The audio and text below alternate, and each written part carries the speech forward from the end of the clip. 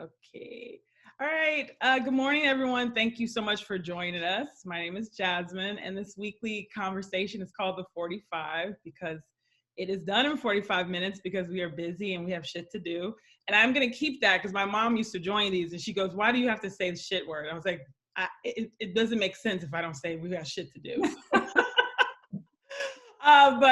The point of this was to end our week with purpose. I'm an entrepreneur based in Dallas, but had lots of conversations with people that were also having some challenging times, and I was not the only person talking to myself, and felt like we needed to do some community building, but in a really kind of fun way that's super informal, and that's what this chat is. So you can, some of us are joining in via Zoom. If you want to have your screen on and hop in the conversation, you totally can, or you can just listen in if you like. This is always recorded, so if you are not a morning person that likes to have intense conversations over coffee, that's okay.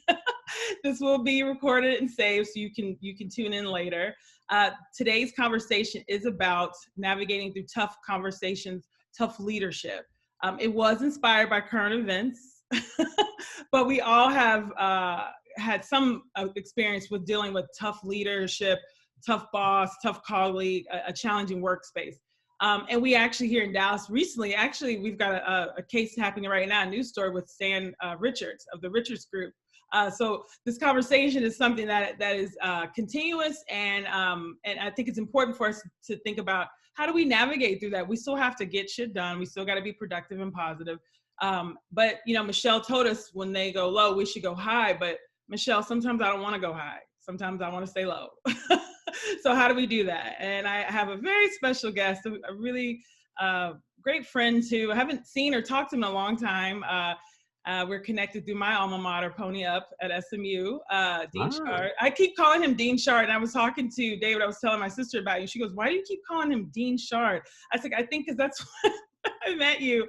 I should just call you David, but David Chard is joining us this morning. Just going to help us have a guided conversation on dealing with negative leadership. So without further ado, David, I'd love for you to introduce yourself. Tell us where this bright and cheery background you are.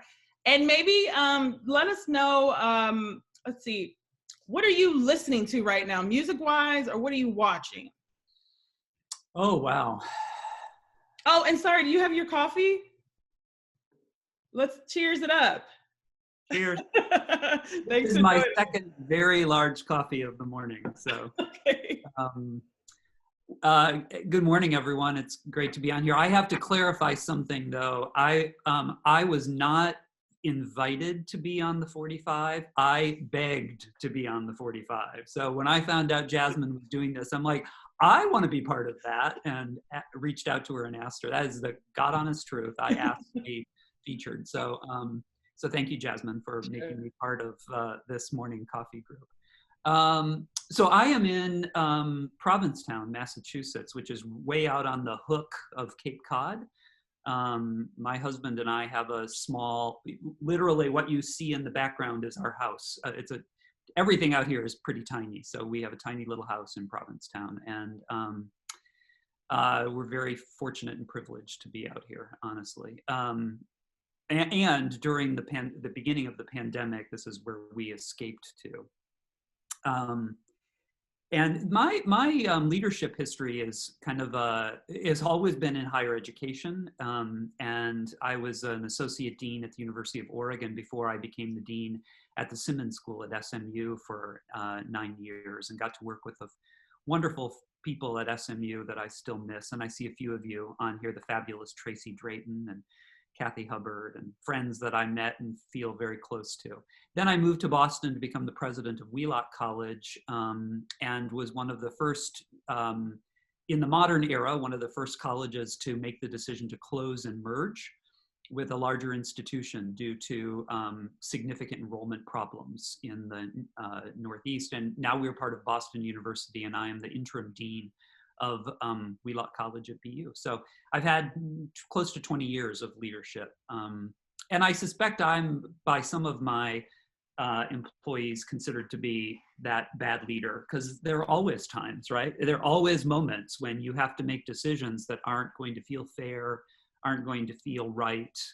I love the when they go low, we go high mantra from Michelle. But I think sometimes you do have to stay low for a little while, just for your own self-care. Like you need to be able to, but I think you have to balance that with when. Like when can I do that in a reasonable way, and when does it become damage to yourself, right? Because you ultimately have to have a relationship with that person. So that's sort of my opening thoughts about it. What am I listening to? I'm watching a show that my daughter recommended right now on Netflix called Stranger Things, which is about a bunch of little kids in the 80s, which I love period pieces. And I don't know where they found all these houses with wood paneling, but it's like my childhood.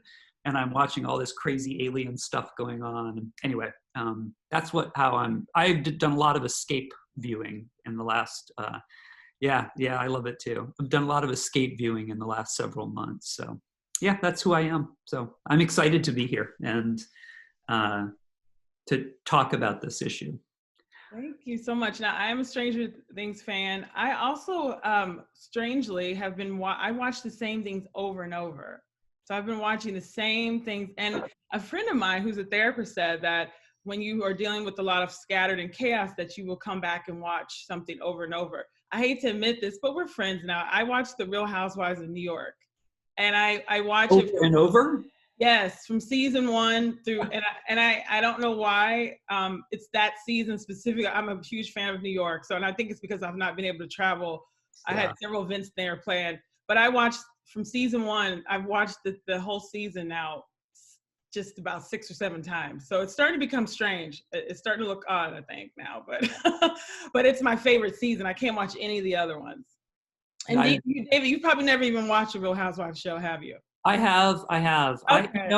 The problem is I feel like I'm at work when I'm watching the show. Because a lot of times when you're in a leadership role, you get to hear all of the, all the sort of nitpicking on one another, and it feels a little too much like my day to day. So yeah, I can totally see that. And I think because I'm in a creative, really kind of quiet space, it's good for me to kind of be around that. Yeah, but let's dive into this conversation. So, when I thought about what we could talk about, it was thinking about with the 45, we always try to think about a general conversation topic that a lot of us are dealing with or navigating through, and then tie it to something bigger. And I think in this transformative year of this election, regardless of what affiliation you have, we're seeing leadership in full blast. And whether you agree with what's happening right now and whether we not agree with it, we still have to move forward with it, and we still have to vote, and we still have to make decisions, even if we don't agree with it. So maybe you can talk about a very basic step of dealing with negative leadership, probably from the side of the employee. If I've got right now, it's hard. A lot of people are out of work. They've been laid off. Even if you hate where you work or you had most of us need our jobs right now. We need the income, and we feel like we don't have a lot of choices because of the current pandemic. How do I, as a person, regardless of what level I am at my place of business or work, move forward positively when I can't stand where I am?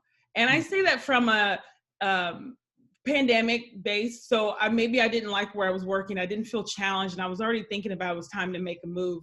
But now with the pandemic, I'm feeling stuck. So how do you move forward with leadership or with the work environment that doesn't feel in alignment with who you are personally, but you really don't have a lot of options to move out? And this is the pandemic actually speaking about it. Yeah. Well, I think there are several answers to this. I think one thing is always be looking, right? I mean, if it truly is a kind of a corrosive environment that you don't feel positive or healthy in, you should have your feelers out, if, as much as you can, looking for the next move. That said, kind of putting that aside, I think it's important to me, one of the perhaps helpful things to think about is empathy. because I think even almost anyone in a leadership position that you might be reporting to is also being given some sort of directive about how to move forward in this kind of environment. And that directive may directly conflict with the way you think of your role or how you would thrive in your position. Perhaps it's budget cuts or it's people cuts that are being made, may impact you negatively in your position. But that person is making that decision based on some rationale and some directive somewhere. Hopefully they're not making it randomly. And I think that's one of the, I think that's a very challenging thing, but one that's very important, that you learn to empathize with the people that you're working with, and try to understand from their perspective why they're making the decision that they're making. It's a little hard to do in political situations as we talk about leaders in political roles, because our system put that person there, right? And now we're dealing with leadership challenges. It doesn't matter whether it's at a city or state or national level, that some of us are going to question. Maybe a lot of us are going to question. And that comes down to a different issue. And that is, is the leadership the right leadership? And is there a way to change that? I was thinking about this, Jasmin, just getting ready for the conversation this morning. It's been a long time since I've worked for someone that I didn't have a great deal of respect for. I've been very fortunate to kind of work for either university or college presidents or school principals where I've taught, that I've had tremendous respect for. But even when I go back to the ones that were what I thought were really bad, they weren't really bad. They were bad in certain ways, right? Certain kinds of things they were poorly informed about. And it just happened to be something that was very important to me. So I worked for a principal in a school in Southern Africa who used to use corporal punishment on the students who were late to school every day. So he had a switch, and when they got to the gate of the school late in the mornings, he would beat them every day. And it turned out, I took data on it. They were the same. Are you there? We're here. Okay. They were the same kids day after day after day, coming late to school. They were about 5 to 15 minutes late. He was beating the same children day after day. And I said to him, how much do you think this is helping? Given that these are the same kids week after week, being late to school, you're still beating them and they're still late. It doesn't seem like this is a solution. And, he quoted the Bible to me, and there was nothing I could do about it, but it had a significant ethical impact on me, right? And as well as knowing that it wasn't working. He wasn't getting what he wanted from it. So I finally started working with the children and tried to say, well, why were you late? What's causing your being late? And then, but it was one of those things where I could not solve the situation. And it was but in many respects, he was a very dedicated, this is the point I want to make. I had to empathize with him from another perspective. In many respects, he was a very committed school leader, and he was working very hard to make the school as good as he just was poorly informed on this particular issue. So sort of looking at a big picture, trying to pull back and figure out, what would you do in the situation? How would you handle it differently? Could you use that information to perhaps impact the situation? I love that point, because I think, and one of our goals with this coffee chat, and especially doing things in 45 minutes, is you can't do a completely deep dive, but we can kind of leave with some strategies to kind of marinate on. And I think empathy on both sides, right? So thinking about the person, and having some grace for everyone. Now, David, there are some people who are just bitchy. They're not happy people, or I don't know what's going on. But even in that case though, right? Maybe there's something that's driving that. I think what I'd love to kind of get into is this conversation about Stan Richards. So I don't know if everyone's read about it, but He's iconic. I mean, regardless of what you think about, a true iconic icon when it comes to advertising world. It's the Richards Group. And fun fact, my mother, she was his first secretary and when he only had 10 people. And she always likes to remind my sister and I that if she didn't have children, she would be a high-powered executive in a penthouse right now. That she always likes to remind us about that. So,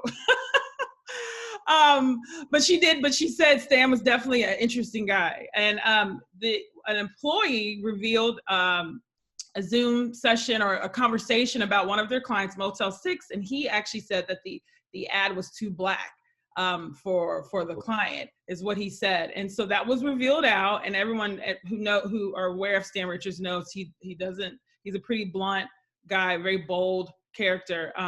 And this has gotten out. Now we see the wave of it. We see their huge clients nationally leaving because they're taking a stance against his beliefs.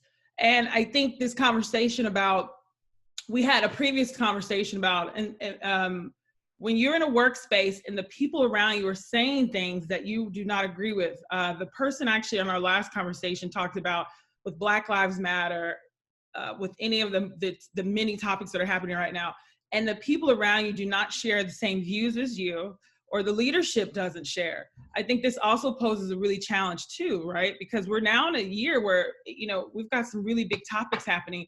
And if Black Lives Matter was something really important to you, but you work for a company or you represent a brand that doesn't believe it's huge, or maybe it doesn't agree with it, how do we navigate through that?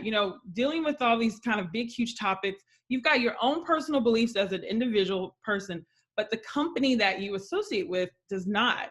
I mean, how do you stick to your values and your ethics but still kind of go to your job every day, or stand around the water cooler? Or actually, we don't have a water cooler anymore, but the digital water cooler.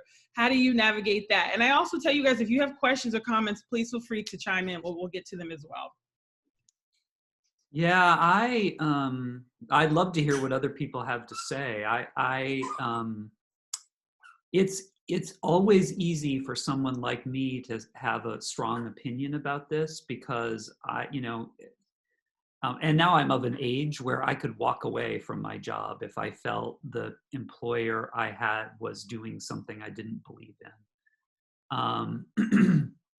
But I don't think it's always that easy, right? Many people don't have that privilege and don't have the opportunity to walk away when there's an ethical dilemma that sorry, my dog has a squeaky toy, if you hear that in the background.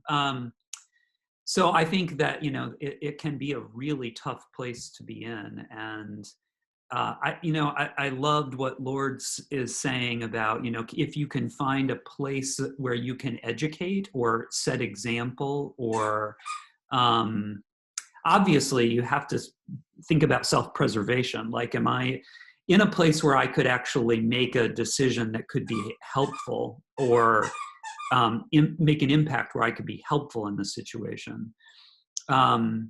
And it's funny you mentioned Black Lives Matter. This comes up so frequently in my current position. I'm at BU, where across the street from my office, the Red Sox on Fenway Park have a big Black Lives Matter mural painted in the style of the B for the Boston Red Sox. And I have employees who have said to me in private, I don't think I really understand why all lives matter isn't okay.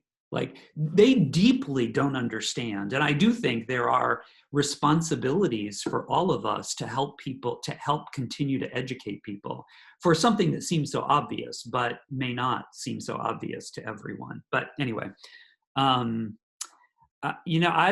think the only way forward is to decide whether or not you can leave that position and go someplace else.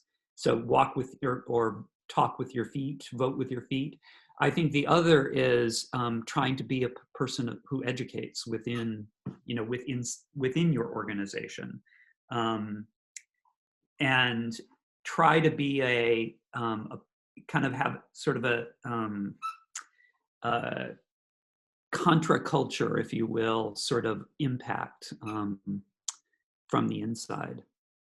But what do others think? I think it's a fantastic question. Yeah, I would say just me, and as you guys please chime in if you like to. I think it's interesting. I think if you own your business, it's challenging too. So I had to make a decision as a business owner. I'm usually pretty quiet on social media, and it's just because I'm usually stalking everyone.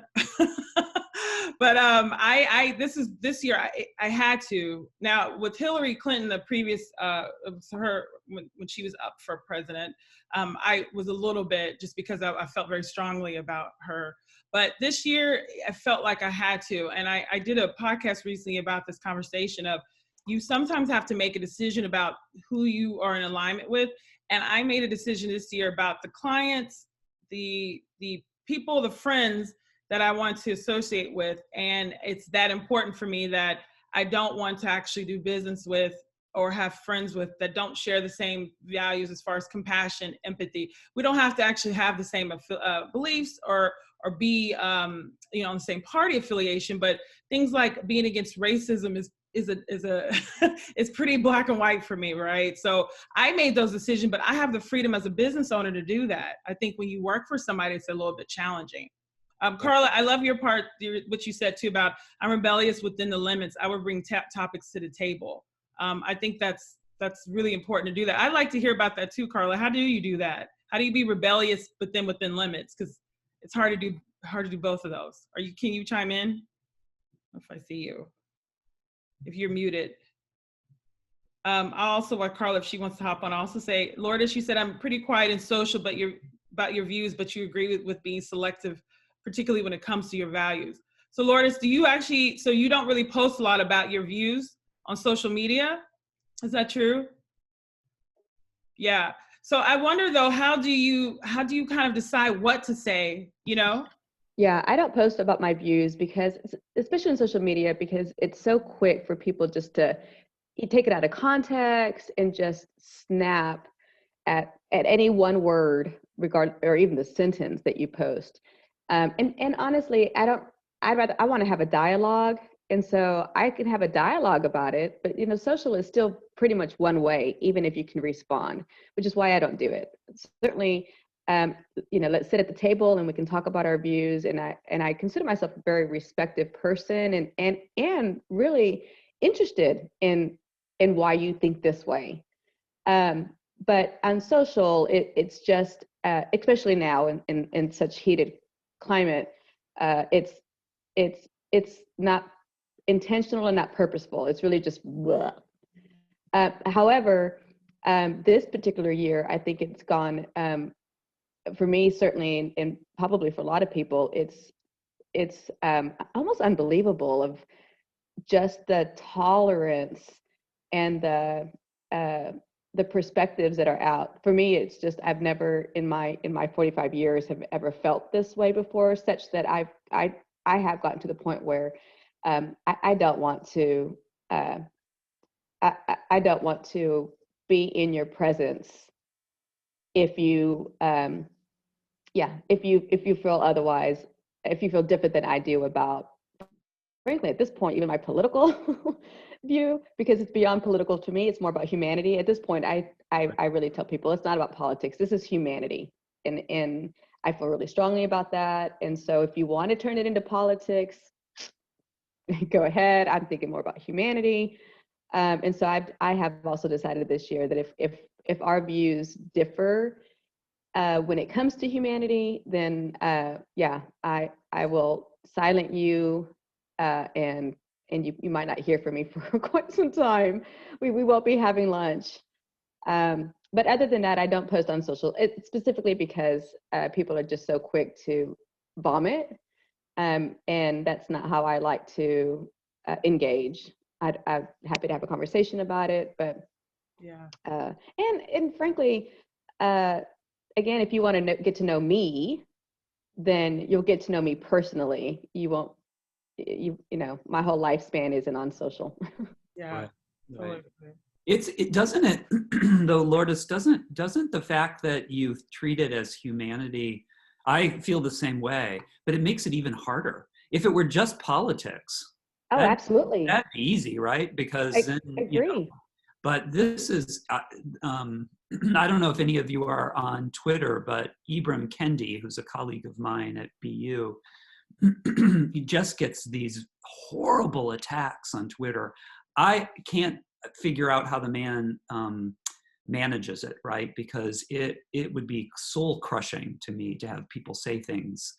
And in some ways, because I know this is about employer-employee relationships, for some people, social media is part of your employment structure.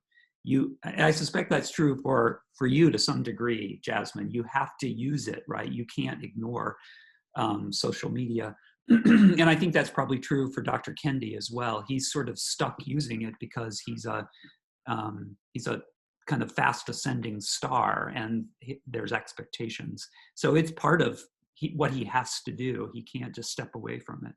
You'd want to tune it out, but you kind of have to be part of it. Carla, did you want to share something? I see you. Sure. So like I was saying in the chat, since I teach social studies, there's a way to tie any topic into historical references or topics of that nature. So I can bring the topic up by framing it in a educational way. And so even when I'm in discussions, and first of all, I have a very high tolerance for differences of opinions and different, just because I think because I teach social studies, so I've been exposed, and I've been involved with a lot of people outside of my cultural background. So I have a high tolerance. So when people have a difference of opinion, I'm not as offended as some might be. So I don't mind engaging in those conversations. And I usually, like I said, I like to keep it to the facts, tie it to some historical references, and you can't argue with that, you know. And so that's how I kind of push the limits when I can.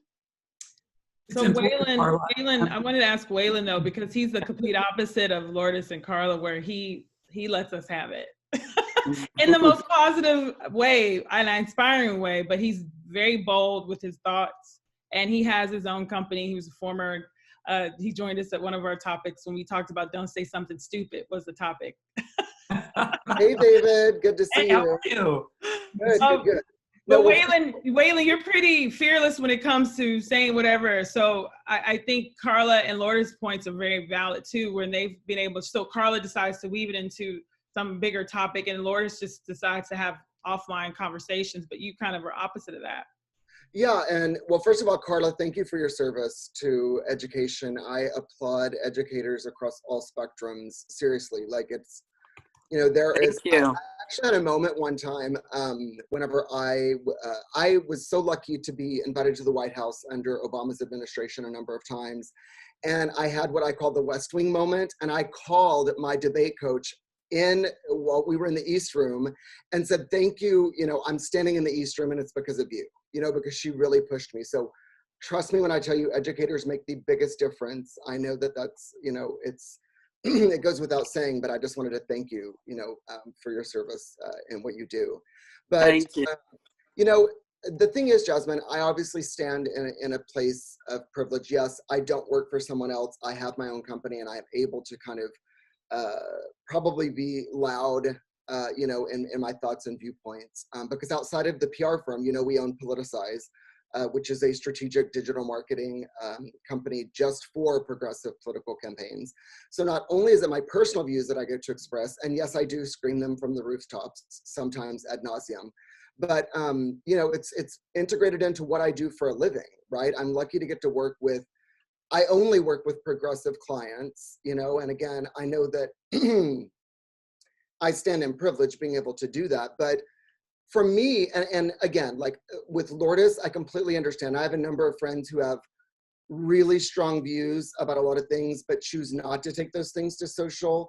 And I'm more of, in my personal and professional life, like, if you're in a fight with the devil, you play fire with fire, right? Because I know that a number of people that are only members of the audience on social media and are not plugging in are many times influenced by the loudest speaker, and that it's a sad state of affairs. But my thing is, I know the other side, the opposing side, is, you know, spilling out their, you know, hatred and horrendous rhetoric. And I need to balance that conversation. So that's kind of the way I approach it. I wonder, I wonder how far you take that though, because I recently had a conversation with Andrea Taylor, who was the CEO of the Birmingham Civil Rights Museum, and we were talking about nonviolence protests. And I said, is there a time when violence becomes the right? So I know you're not talking about violence, but is there a point at which you're pushing back so far? I think this election is a good question. Like, could we come to the brink of violence as a result of the voter suppression and this election? And she said, absolutely not. Under no circumstances is violence okay. Now she comes from she marched with Dr. King, so she comes from a very different, a very clear sort of conviction. But I guess I'm just curious, like, at what point does the ping back, fire with fire, fire meeting fire, Waylon, become a problem? I don't know. I was speaking metaphorically, obviously. Yeah, no, I get it. But, David, I've had this, we're living in such unprecedented times, right? And I studied psephology. I understand campaigns, and I teach, obviously, a federal government class in a college campus here. And I don't even know if I have an answer for that, because, I just don't know. I'm what I would consider probably a pacifist, at least, in a physical nature. And I don't believe that violence is the answer. But it's one thing if you're bickering about foreign policy or Social Security or, like the financial streams. It's a very different thing whenever you're fighting literally for your rights, like you and I would share in probably concerns about the Supreme Court nominee that is up, and what that may do for some of our rights. And I would think the same thing for, the Black community that is perpetually being oppressed in a number of ways and murdered at an alarming rate. I mean, I don't know. Could we go into another civil war? Maybe. I don't know, depending on the outcome of this election. So vote, Yeah. Yeah. I think, David, it's one of these things that it's such a personal decision. And I think the kind of, because we've got about 10 minutes, I want to kind of leave us with kind of thinking about moving forward. So let's say we know that our leadership is not the best, and we know that they are not in alignment with our own personal goals, our own moral values, and we believe that this is never going to change. This is just what it is. And we have shown them empathy and grace, and they just suck. I mean, it's just, this is what it is. And I think right now, as we look what's happening politically, this may be whoever wins the election, it's really going to be that perspective of this is who it is. We all still have to move forward. And we've seen what happens too when we don't move in alignment. We've seen it happen politically when we're kind of at a stalemate and things are not happening and moving forward. We can look at some of the current relief needed by so many people for COVID, and we're at the stalemate because we're not moving forward. We don't have the luxury to do that. Personally speaking, and also from a brand perspective and from a business owner, there's been lots of people I didn't really agree with, and working in the tech startup space as a Black woman has been very challenging. And I've had to work with individuals who were not in alignment with who I was, did not like the fact that I was actually doing what I was doing, but we still have to get things done. So maybe we can kind of end this conversation with, how do we move forward? Actually, how do we stay optimistic and hopeful? Because I think that's really, really important. And I feel like that's what's missing right now. This audacity, I hate to add that in there, but it's truly, it really does fit. How do we stay hopeful and upbeat and not go home drinking and eating and watching Stranger Things marathon, right? How do we stay positive when we know this is what we got to deal with? Yeah. Yeah.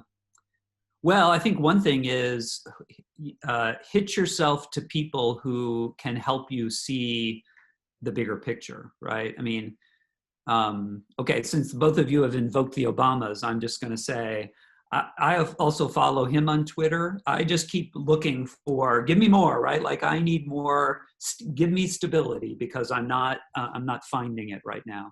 But in fact, I would say the same thing about George and Laura Bush. I mean, they have been both oddly outspoken about the current administration, and in private have said, I'm on one of their boards, they have said to me, this guy's crazy and we have to somehow clean up his mess, right, as a democracy. I think you also have to figure out how hard you can fight. I don't know if you're following this in the chat, but Carla says, inside my classroom, I get to decide what gets taught and no one's really paying attention. So figure out where you can keep pushing. And you all, those of you who you're in the place to push, right? I mean, one of the wonderful things about living in Dallas that I don't get to do here in Massachusetts is, for example, in the LGBT community, there were definitely things that needed to be done in Texas. And from a leadership position at SMU, I could do them. And no one seemed to really care. People cared in a positive direction. They wanted me to keep working at. So figure out what you can fight at and keep fighting, right? Because that feeds your soul too, I think. But I also think you have to, we may all face some really tough decisions in the very near future about how we respond to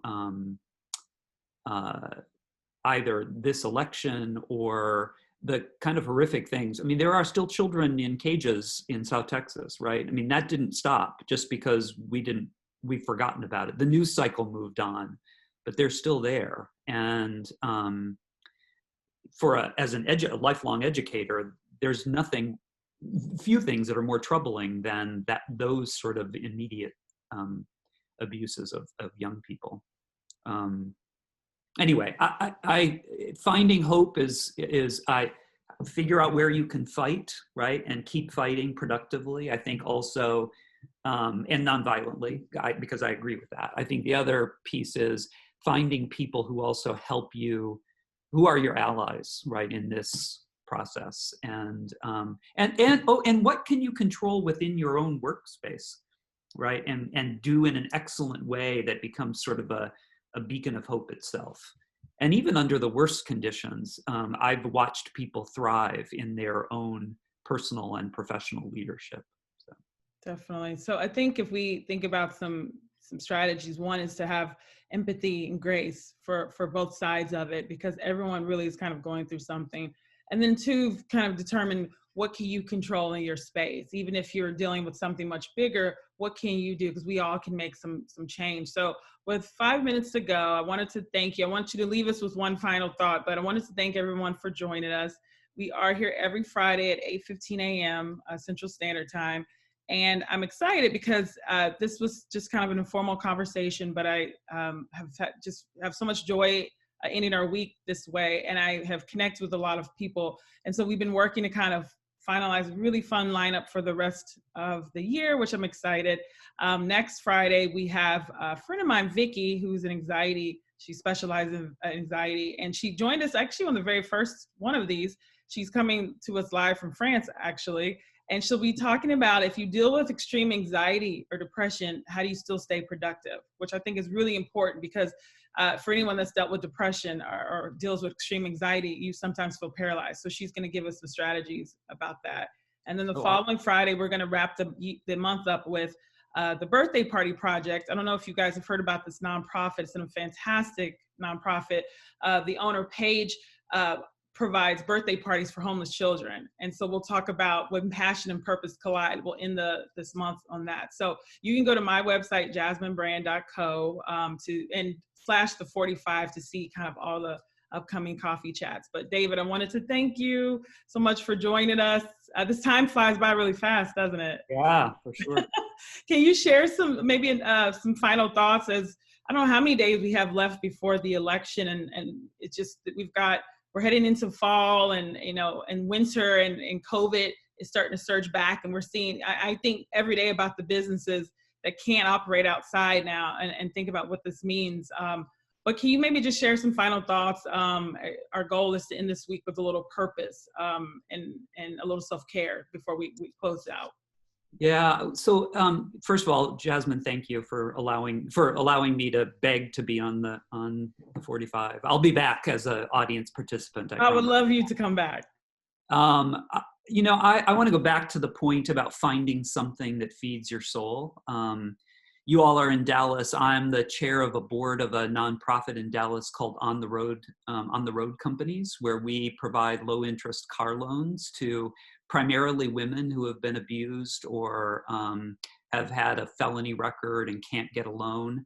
And we have a garage in Irving where you can go and get your car worked on by people who are training to become, they work with alongside technicians, but we have a lot of women in the garage learning to become mechanics and body workers and such. That kind of work is what I do to forget about everything else, right? Like, what can I do that will make a difference for people? And sometimes the work I do every day doesn't feel like it's making a difference. I don't know if you all feel that. I think, Carla, you see kids every day, so that is a little bit different. But I think sometimes if you're in administration or you're whatever your role is, can sometimes feel the day-to-day just doesn't feel like it's got a bigger purpose. So I look for things that can feed that other part of me, the need to do good things, particularly when you're, you know, as Lourdes has said, on social media, everything feels bad, right? So looking for the way in which I can make a difference in the world outside of my normal job, I think is important. So, and I will say it again, I have 2 children who live in Texas, hopefully grandkids someday. I think Texas is a place where you can make things happen. It's not always the case wherever you live. And you know, witness people on this call who I know are doing that all the time. And so anyway, for what it's worth, I think find something that makes you feel like you're making an important difference. And it's great to be part of this. Thank you all. Have a great Friday. Can you tell us the name of the nonprofit? That sounds fantastic. I'd love to learn more. And then what's your Twitter handle so we can come tweet you? Oh my God, I can't even tell you what my Twitter handle is. I have no idea. But I will. It's called On the Road Motors, and the garage I think is called On the Road Garage, and it's in Irving. But just really quickly, when we started, we thought we were just going to find banks to give loans to women, and you know, we would be the connector. We couldn't get anyone to give us loans, so we started our own bank. I mean, it just kind of, it became, now Toyota's on to us, and we're oh, thank you, Waylon, I appreciate it. But anyway, check it out. And if you know anyone who needs, you know, we're trying to get people to not go to payday lenders. That's the whole point. And I think we've given up to, I think we're close to 450 loans in the Dallas. How do I not know about this? I'm going to go dive into this today. That sounds amazing. Check it out. It's a really cool, and any involvement, definitely get people to take their cars to On the Road Garage. It's like a teaching hospital for mechanics. That's the idea, right? Like, how do you create a place where, and particularly people who historically would not see themselves as becoming mechanics might find it as a job opportunity. Love that. Well, thank you so much. I always say Dean Chard. David, thank you so much. Have a great rest of your day and weekend. And thank you all for joining us. This was a fantastic conversation. And I hope to see you next Friday. If not, then we'll be here every Friday. So have a great rest of your day. Bye, everyone. Be well.